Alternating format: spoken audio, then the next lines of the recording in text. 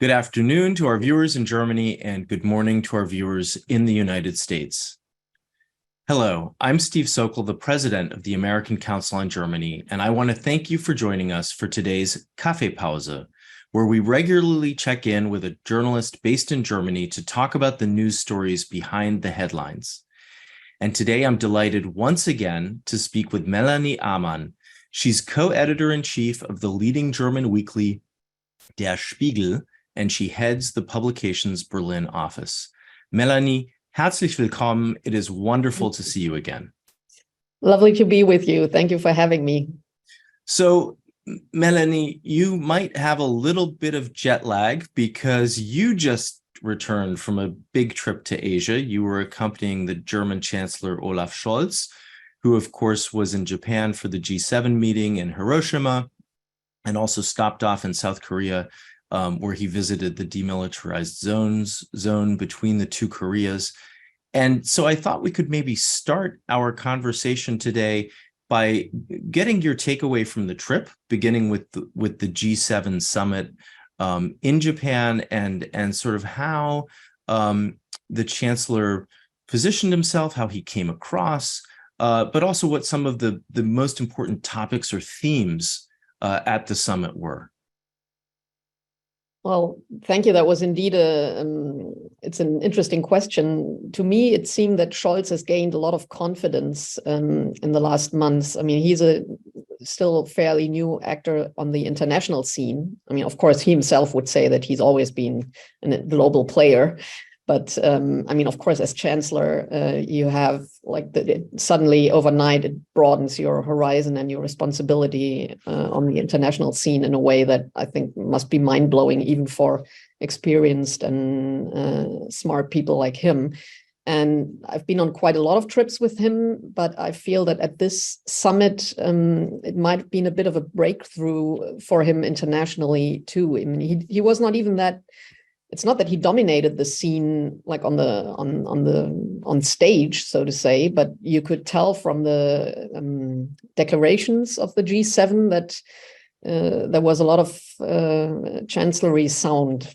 Was my impression that was in these communiques and these declarations. And my impression is that he feels more like he's got, in German we say, den Boden unter den Füßen. I don't know if you have a similar saying like this. He's got, like he's on solid ground, maybe. He's on solid ground, or he's gaining traction would maybe be another way of putting it. Right. Yeah, and I mean he and I think, well, there were two main topics. Obviously, there was the ongoing Ukraine situation, the war against Ukraine, and there was the question how to deal with China. And I think the Ukraine topic for the chancellor was less dramatic or less important because he had made his most fundamental decision to send tanks like months before, and Zelensky had come to Berlin earlier a few weeks ago, and Germany had announced a new big military support package for Ukraine then. So for the chancellor, this was, I think, like a much less important topic. And this whole fighter jet debate is not, since Germany doesn't have any F-16 jets that it could provide. Right.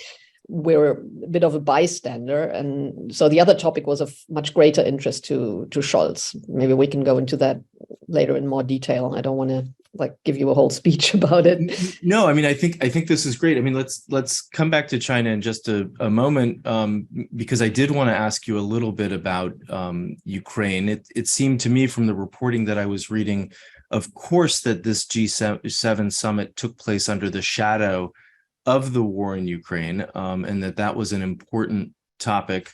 But since you bring up the sort of debate over the fighter jets, and the fact that Germany does not have F-16s to make available to Ukraine, it nevertheless seems as though, at least from some of the reporting that I was reading, that behind the scenes, the chancellor was working on trying to build or strengthen a coalition around the fighter jets. It seems unclear as to what sort of a role Germany could play in that, because it does not have planes. but even other politicians, including from the opposition, have said that Germany could still supply some of the weapons that those planes could carry, some of the radar sensors, that they could help with fueling, that they could make air bases available.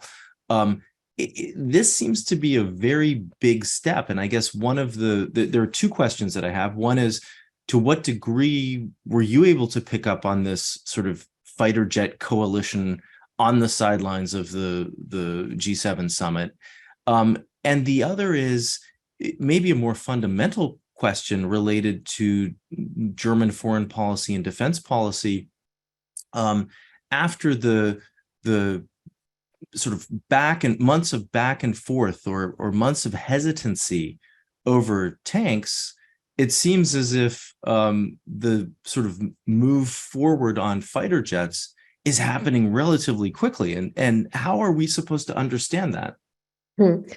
Well, to the second part of the question, I think this is the reason for this happening more quickly might be that Germany is not involved in the first row, because so far every decision about weapons supply and weapons delivery, like the Chancellery has had a reluctant, careful, Olaf Scholz would say moderating role, and I would say like hesitant or cautious role. And the fact that he was not involved that actively, or our country is not the one providing the weapons in that case, or the jets, it may have sped things up a little, because it was dominated by the American course. And I read the reports of some of my colleagues about Scholz being like in the middle of the efforts to forge a coalition.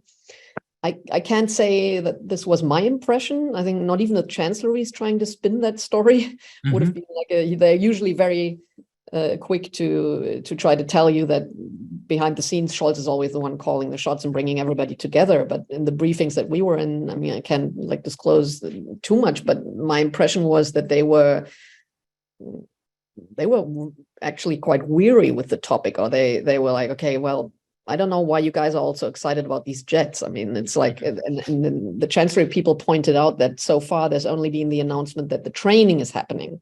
There's no announcement of the actual delivery of the planes. Right. And our sources say that this might be in the actually distant future. It might not happen very soon. So the only role that Germany has in that part is provide, like you said, maybe provide the training facilities, because there are American bases on German soil. So I think in that case, indeed, they are involved, and I think Scholz is not someone who would block this kind of process, obviously, but to say that he has a leading or dominating role, I got a different impression from our talks in Japan. So we will definitely have to sort of follow this story and see how it unfolds, but it remains, I think, very interesting, particularly against the backdrop of what Ukraine's counteroffensive might look like in the weeks and months ahead. Obviously, the commitment of Germany, I guess, a little over a week ago, to provide more military hardware and support can be a game changer on the battlefield. But there too, it remains to be seen how quickly that equipment is actually delivered to Ukraine, and how quickly it can be put into action. So obviously this will be a story that we'll be following in the weeks ahead. But let's come back to that second big topic that was front and center at the G7. It was really to try to come out with some common ground and sort of a collective position from the G7 vis-a-vis Beijing. And there maybe to add one more point to the Ukraine question, I think what's been overlooked quite often is the fact that Zelensky was able to meet with the South Korean prime minister, with the Indian prime minister, with it's just escaped me, with Lula from Brazil, the Brazilian leader. And I think this may even have been more important than like the fact that he could physically talk to all the G7 leaders, because these in Germany we call them like Schwellenländer, or like medium-sized countries, or emerging global players. I think it's of extreme importance that Zelensky got the chance to meet them and work his magic with them. I mean, I think he must be quite an impressive figure to encounter and to talk to. And so far, India, for example, has been very reluctant to support, for example, the sanctions against Ukraine, and South Korea has been very reluctant to provide weapons. And when we traveled to South Korea afterwards with the chancellor in the press conference, the leader of Yoon, the leader of South Korea, said that actually he was willing to check out a list of weapons demands that Zelensky had handed to him, and he would be open to take a look at them. So of course he didn't promise anything, but for, I think, if he weren't open to follow through on some of the demands, he wouldn't have said this in the presser. So I think this is an even more important breakthrough, and the overall signal of the G7 to Russia. We're not letting up in our support for Ukraine, and we're definitely will be there. We're following through. I think this was the main message they were trying to put out to the Kremlin. Well, I'm very happy that you brought up the meetings that Zelensky was able to have on the sidelines of the G7 meeting, because this morning on Deutschlandradio, I heard a very interesting report where somebody was sort of describing Zelensky as a rock star during the early phases of the war, because he refused to leave Kyiv, because he insisted on staying there as bombs were falling. And that now in this sort of new phase, following his trip across Europe, where he got sort of one new commitment after another in each of the capital cities that he visited, including, of course, the time that he spent in Germany, and then in Aachen. But the fact that he's now traveling even further afield, all the way to Japan to meet with the G7 leaders, but also with the other leaders, makes him an even bigger star. At least that was the opinion of the person that was speaking this morning. And I thought this is interesting, how his position and tactics have evolved a little bit over time, and how he's able to be a little bit more present. Yeah, he's moved from he's moved on to a kind of traveling diplomacy, from first being like the war leader, like sitting in his bunker and being showing his people that he's not abandoning them. Right. I think it's a very important signal, since especially in the days before the war, there were reports about all the oligarchs or the wealthy Ukrainians jumping in on their private planes and getting the hell out of there as fast as possible. Yeah. And he, I think it was for the morale of the Ukrainian people, it was very important for him to stay. And now they see their president on almost every day meeting with the leaders in the world. And I think that's the next step of upholding the morale, because I mean, this war has really taken its toll, I think, on the population, and obviously, and so I think they must feel incredibly encouraged by it. And he's getting a tremendous amount of support as he travels around and visits some of his peers, right? Some of the other world leaders, especially across Europe. And it seems, particularly from what you were saying too, that he's making some headway when it comes to having conversations with people like Modi. I think that makes a difference, and that's undoubtedly also giving the people of Ukraine a tremendous amount of encouragement. So in terms of the other sort of themes that were on display at the G7 summit, I mean, you talked a little bit about the fact that the G7 were clear vis-a-vis Moscow on maintaining a united front and not letting up on their support of Ukraine. But I think that the other key agenda item, as we were talking about before, was to come up with some shared language for a message to Beijing at this time as well, and in a sense a hope that Beijing could also play a role in brokering a peace deal. I mean, there have been lots of questions around whether Beijing could play that kind of a role. Senior foreign policy envoy was traveling to Ukraine, Russia, and across Europe last week. What's your sense of how aligned the G7 member states were? And do you think Beijing is getting the message? And that's a very good.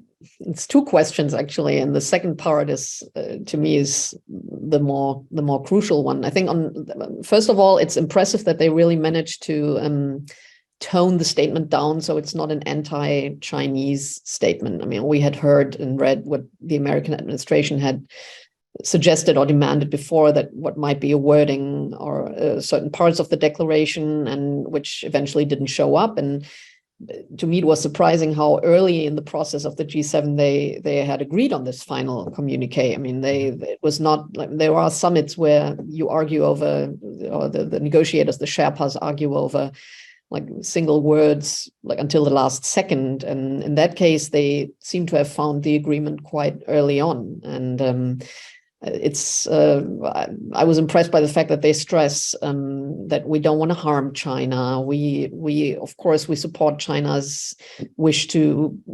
enjoy economic growth, and we're not fighting you guys. We're not against you. But on the other hand, if you don't stop the economic bullying, there will be consequences. So to the second part of the question is, if I were like the Chinese part of the Chinese leadership, I would ask myself, so is this a message of strength, or is this a message of like it's a mixed message? You feel like every partner of the G7 tried to put his view on China, squeeze it into these two declarations that deal actually with the country. The second declaration doesn't actually name China when it comes to economic bullying, but it's obvious who they mean. And so, I mean, if you're pessimistic, you could say like Beijing might see, okay, so they try to squeeze the message in that they like us, but they know that they need us and they're dependent on us, so they don't really dare get too hard. And like on the optimistic side, one could say it doesn't give China any pretext to claim that they're being bullied themselves, or that like the West is like uniting against them, ganging up on them. And it's hard to, I think, even though the Chinese did criticize the memo with that wording, it's hard for them to spin that message if the declaration has these friendly and open, like reaching out for them. So I think this is quite a success for Scholz too, because he's always been a strict opponent to decoupling and to try to strong arm China into a certain direction. I mean, and so I was going to ask specifically about that, whether this is also one of the areas where you see a bit of a win on the international stage for Scholz, because some of the language in the communique was more along the lines of de-risking and not decoupling, which has sort of been kind of the position that Berlin and Paris have taken. They've had a more conciliatory approach to China. And as you said, some of the initial language from Washington, D.C. was a little bit harsher. Coming to a compromise and having language that is focused more on de-risking. Is that where we can also see sort of Scholz's fingerprints or Berlin's fingerprints, at least on the communique?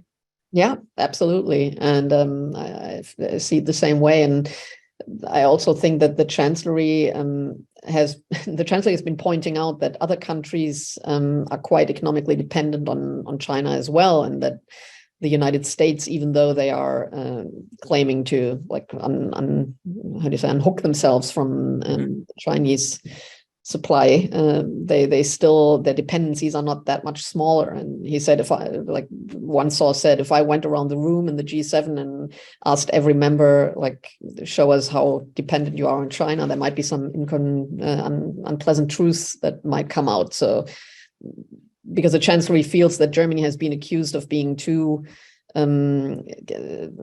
hesitant on dealing with China because of our enormous economic dependencies, and then they try to keep pointing out that we're not the only ones in that situation. And I mean, maybe that is a factor that brought them all together on an agreement so fast.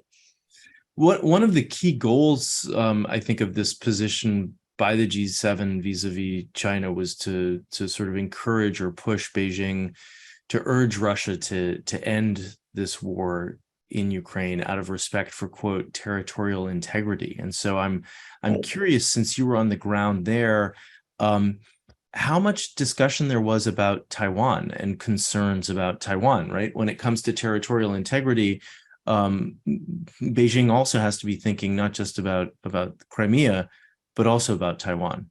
Mm. Of course, that was a very sensitive point, and it was also like one of the parts where the declaration is a bit sharper. The wording of the declaration is more direct and warns China of like an overreacting and putting too much aggression, bringing too much aggression into the region, and that the G7 are focusing on appeasing the situation and everything. And this, I think, this part was also the one that got the most criticism from the Chinese. And I think they towed a very fine line here, but I think so far it seemed to have worked out.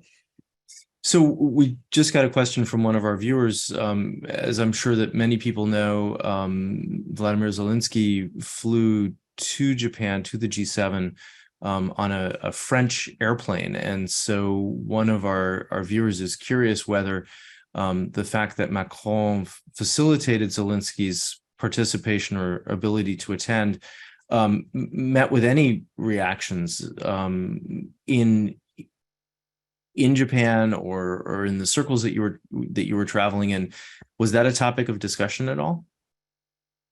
It was. We asked the chancellery what their view of it was. Our impression, like among colleagues, is that the relationship between Macron and Scholz is cooling off again. I mean, it was quite strained already.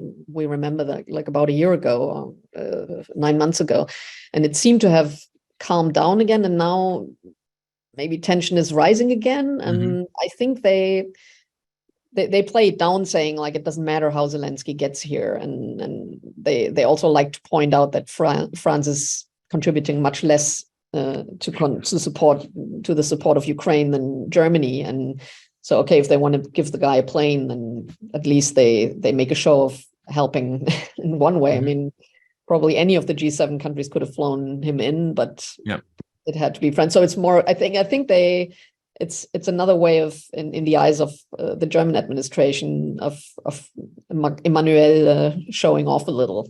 But then again, it was a small detail. I wouldn't read too much into it. I think maybe they were also a bit jealous. Like, why didn't we have the idea? So. Since he was just in Germany, that would have been an easy thing to do in a sense. So let's switch gears just a little bit and move on to the Chancellor's visit to South Korea. You talked about it a little bit. Obviously, he was in South Korea, but he also headed north to the demilitarized zone. There was some discussion about this kind of a demilitarized zone being perhaps a model for Ukraine. I'm sure that that's part of the reason why Scholz was interested in visiting that region, that area. But he was also the first German chancellor in quite a while to visit the DMZ. Can you talk a little bit about that portion of the trip? Yeah, it was.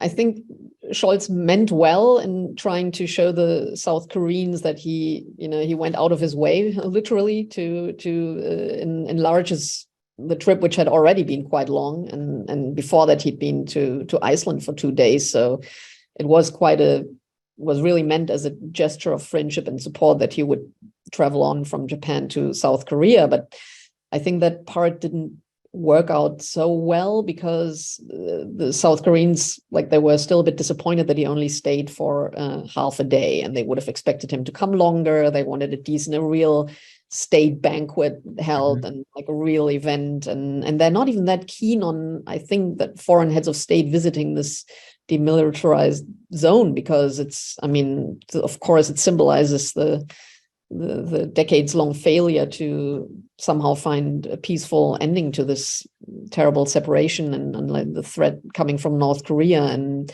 so I think for the hosts, for the host government, so to say, it was not very pleasant that Scholz spent like the precious many hours of 2 hours of his very precious time in Seoul visiting the border.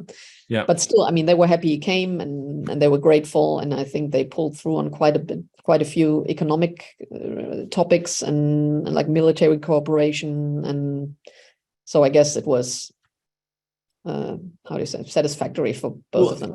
And one of the things that I thought was interesting was there was also a sort of discussion about what economic elements do Germany and South Korea have in common, right? And particularly the automotive sector, which is undergoing so much change, where there's obviously competition between the two, but there could also be some areas of cooperation. And so I thought it was interesting that the automotive sector, to a certain degree, semiconductors were main topic of discussion from an economic standpoint. I mean, we'll have to see what comes out of it. I mean, so far it's just the joint expression of that they will try to deepen the cooperation, but after all, it must be in the hands of the companies or the industries handling it. And I'm not sure how soon we will see concrete results or like a step further. Yeah. So I know that you've been sort of away from Berlin for a few days because you were traveling with the chancellor. But I'd like to maybe turn to the domestic situation, because it seems, even before you left on this trip, and it seems again today, that things are heating up, no pun intended, over the new sort of heating system law that is being introduced. This is creating a tremendous amount of conflict within the traffic light coalition. This new law that has been put forward for new construction or for replacement of heating systems in housing units. Can you talk a little bit about where things stand at the moment? I mean, I guess one of the things that I read over the weekend was that the Social Democrats, particularly Mützenich, who's the head of the faction, has sort of called for unity. At the same time, it's been pretty clear that the Free Democrats, who are also in the coalition government, have said no, they're not willing to move forward. Can you shed some light on this debate and sort of where the governing coalition is at the moment? Mm-hmm. Well, the coalition is, I think, before the most difficult part of this whole legislative process, which also has to do with the way things constitutionally, legally work in our system. That, in fact, first there's the agreement between the government ministries on how the draft what it should look like, what their compromise is. And then the whole package goes into parliament, and then there's a whole new game starting, because like the members of parliament obviously are independent and free in their assessment of what they want to do. And so the coalition, the government, the cabinet members cannot just tell them, vote for this law and like take this and say yes, and that's it. But there's this German phrase, the Strucksche Gesetz, named after a member of parliament, Peter Struck, that no law enters leaves the Bundestag in the same shape and form and content that it came into the parliament. So there will definitely be now the really nitty-gritty part of the process starts. And I frankly right now I don't see how where there's room for compromise, because they had planned to start the whole thing in 2024 or so, and this is what the FDP is already working against. And there are not many weeks left until the summer, the recess of parliament in the summer. So we might actually not see this coming into like the whole law coming to life to start on time next year. It's a really difficult discussion going on. I mean, do you think that there's any way of saving it, or do you think that the positions are so hard that it will be very difficult to find a compromise? I think it will come, it will happen. The question is, will it happen as soon as they were hoping to get it through? I mean, they had moved the starting date for like the mandatory renewal of old heating systems that needed to be replaced. Like they had moved it from 2025 to 2024. And I see like a real risk that this might not happen. But the law as such and in general is agreed on. And I think they all agree that it's like in order to meet our climate goals, like it's absolutely necessary to work in the building sector, like to change all the oil and gas heatings. And I mean, we remember what, like all the excitement last winter when we were worried we might be cut off from Russian gas supplies, and like, how are we going to keep warm in the winter? So, I mean, this is only logical, the next step, like to decouple, to say that, to decouple the German heating system from fossil fuels and from oil and gas. And so I think that's the Traffic Light Coalition agrees on this general principle. The only question is, will they find a way to do it as fast as they had hoped, and as fast as is necessary to meet the climate goals? And there I'm quite skeptical, I have to say. Melanie, do you think that this is another area where Olaf Scholz could show some leadership domestically? I mean, if he sort of communicated to the public how important this is for climate reasons, obviously it's important to him for the future of the coalition, but it seems as if he could, do a better job of making a case for the fact that this is necessary. I mean, the other issue, of course, is also how is this paid for? And that's one of the big concerns that a lot of citizens, a lot of voters have, at a time when Germany seems to be spending a lot of money on a lot of other things. I don't know if there's, a greater possibility to subsidize this more, but couldn't he be in a position to make a case for this that could sort of ease some of the tensions within the coalition? Or do you think that that's he could, but he doesn't want to? He could show leadership, or he could try to calm people down and say, look, this is not the end of the world. We're not going to come and rip out your central heating and replace it with something else. But instead, I think he's been driven by the very harsh media coverage, especially by the tabloids, of the whole process, and he is worried about public opinion swinging against this whole project. And so far, his idea of political leadership in that case meant bringing the Greens to back down and already agreeing to quite a watered down government draft of this law. And I think we will see in the parliamentary progress, even though he's technically not in charge anymore, because it's then, you quoted him, the majority leader from the SPD, like it will be people like him doing it. But I think, of course, Scholz is behind the scenes. He's the most important player, or the head of the chancellery is the most important player. And I think what we will see is that the Social Democrats, even though they are co-sponsors of the bill, even though one of their own, our Minister of Construction, Clara Geiwitz, is one of the co-sponsors, I think we'll see Social Democratic pressure to try to water it down further. I mean, I've already seen in the press that Lars Klingbeil has talked about sort of changing the timeline within which this is rolled out, and so there too you're seeing some differences within the party, within the governing coalition.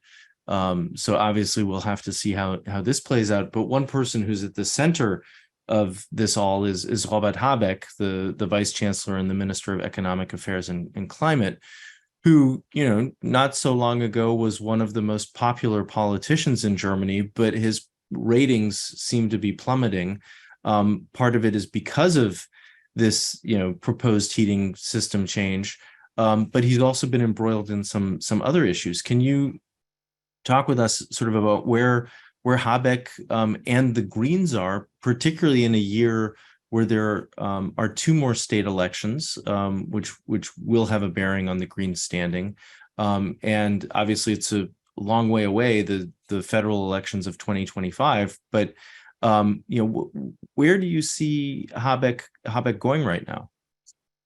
I mean, he's in a really bad situation right now. He lost his most important, how do you say, like leading official from his ministry, the guy who was behind most of the energy policy that came from Habeck's ministry. And because of like meddling with personal interest and like how do you say, Trautmann, his best man, he named this, or he recommended his best man for like a leading position in a government agency. And so it's a story of nepotism, right? Around Patrick Geichen, who was a state secretary up until very recently. He's now been sort of forced into retirement. But it's been coming out that there are all of these personal connections between Habeck and Greichen, but also within the sort of network that Greichen works. He hired a number of people who are close to him, made grants to organizations. I mean, a lot is coming out at the moment of really some very nepotistic, if that's even a word, behavior, or acts of nepotism, certainly. Yeah, so Habeck is caught between, like, on one hand being extremely unpopular or sponsoring an extremely unpopular bill with this heating bill, and on the other hand, he's losing the people like the main architects of that bill, or the main architect of that bill, and so I think he's really worried that he might not be able to bring the most important green goals for this whole coalition into fruition. And I mean, for Robert Habeck, it's also, I mean, he wants the candidacy for the next for chancellor for the next election round, and I think we're seeing this dream disappear right now, because like his main green opponent, Annalena Baerbock, who was the candidate last time, she's like, it's, of course, it's easier as a foreign minister. I mean, unless you declare war on a neighboring country, it's usually quite easy to show. They're usually the most popular politicians, our foreign ministers. I don't know if it's the same in the US, but they're quite I say quite successful in the public view and popular. And with Habeck, who has to make all these very unpopular but maybe necessary decisions, for him, it's things are really going down right now. Mm-hmm. So I think this must be the most frustrating thing for him, like the outlook that it might all fall apart. So as you look at the governing coalition, and you look at the areas of conflict between the three parties that make up that coalition, what are the things that you're watching? What are the things that you're looking at that you would recommend our viewers and our listeners to pay attention to in the weeks ahead? Well, I mean, I've always been more optimistic that they will stay together than maybe others who are watching the coalition. I think that Scholz has always found a way to lend a helping hand, especially to the liberals when they were doing really bad in the regional elections. And who knows, he might do the same for Habeck as well. So although, like I said earlier, I think with this heating bill that he might follow take the populist road, if you want, or like try to alleviate people's fear of being overly charged with high costs for new heating systems, etc. I think maybe the Greens have something else waiting for them that the chancellor might give them to support them. I mean, right now in the polls, the Greens are even behind the right-wing populist party AfD. So I think Scholz is always keeping an eye on like how to have his coalition survive the next election, and he knows that he can't let them suffer too much. And we might see a swing there that the next time the Greens get something. This is a typical Scholz way of solving such problems. And how do things look in the opposition? What's going on within the CDU and the CSU?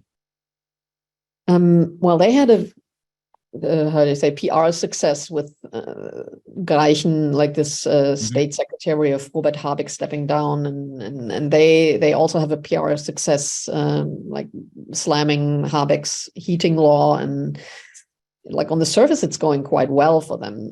If you look more closely, they have the problem that their party leader and leader of the parliamentary group, Friedrich Merz, is being subtly challenged as the potential next candidate for the chancellery. I think there's a conflict brewing on the horizon that like who will lead the CDU and CSU into the next election.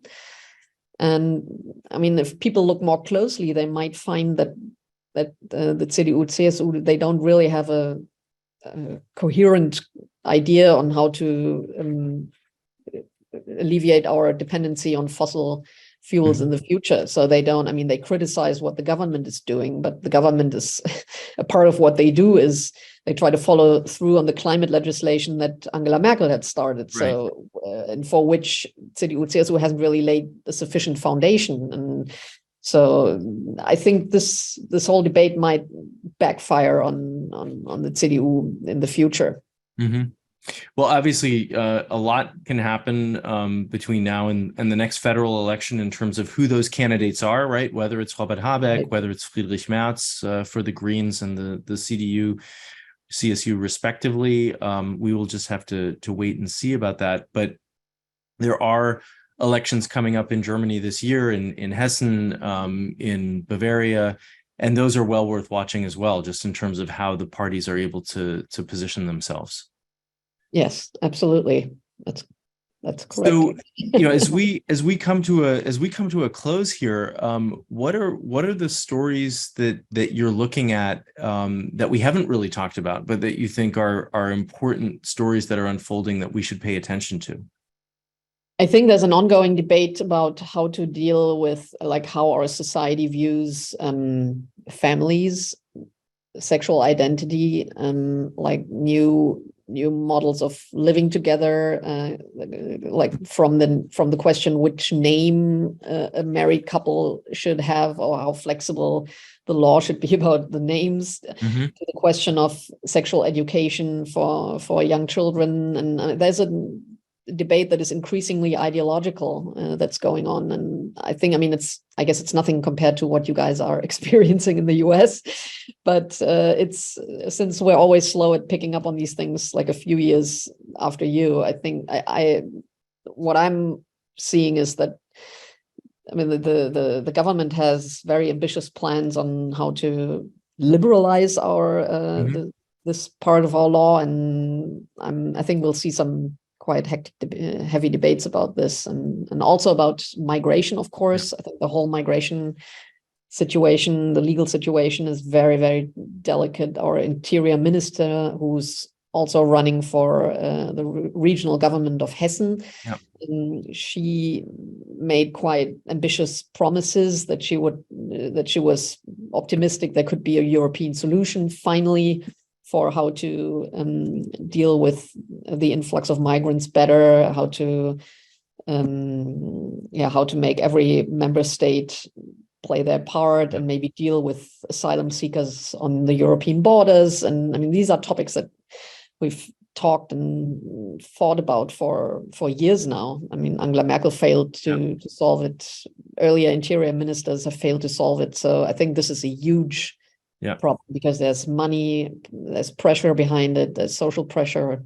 And this, I mean, I think the migration topic, I'm happy that you brought that up as we come to a close, because it's been something that has come up sort of on the periphery of several of our conversations in recent months, but not been front and center. And it seems as if the influx of refugees from Ukraine has brought the topic of migration back into the headlines. Recognition that the refugees from Ukraine, for a variety of reasons, have been treated somewhat differently from the migrants and refugees who were coming from Syria in 2015 and 2016. And that seems to have just opened up a whole debate about Germany's migration policy, changes to migration policy, but also some of the pressures that have been put on the states, right? I mean, it was not very long ago that there was the meeting between the Chancellery and the minister presidents of the states to talk about burden sharing in addressing the influx of refugees, and a real need to develop a stronger migration policy. So this is obviously a topic that is maybe at sometimes sort of under the surface, but not very far under the surface, and certainly something that needs to be taken on and followed closely. That's right. And maybe to bring us back to the beginning of our debate, the topic of AI, of course, is something I think that Scholz has no interest in and no concept for so far. I mean, the G7 had a passage of their declaration like calling for urgent regulation, or like finding ways to dealing with the challenges and the chances of AI technology. And I think Germany, as often in digital topics, is just not really prepared for what's coming. Yeah.